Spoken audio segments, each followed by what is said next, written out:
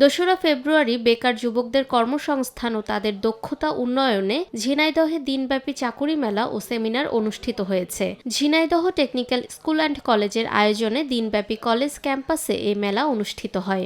এক জায়গা নিয়ে আসা আসলেই খুবই প্রয়োজন। অনুষ্ঠানের উদ্বোধন করেন ঝিনাইদহ চেম্বার অফ কমার্সের সভাপতি মোজাম্মেল হোসেন। এ সময় কলেজ অধ্যক্ষ আনিসুর রহমান মৃধা, শৈলকুপা সরকারি টেকনিক্যাল স্কুল ও কলেজের অধ্যক্ষ প্রকৌশলী আলাউদ্দিন, সিআইডি সহকারী পুলিশ সুপার মতিউর রহমান সহ অন্যান্যরা উপস্থিত ছিলেন।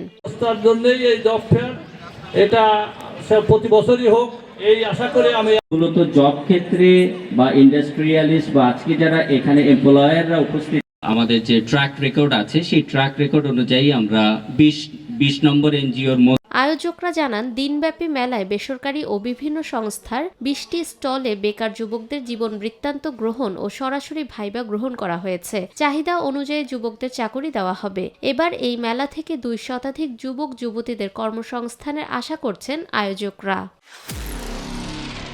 নিরপেক্ষ, সত্য প্রকাশে আপোষহীন।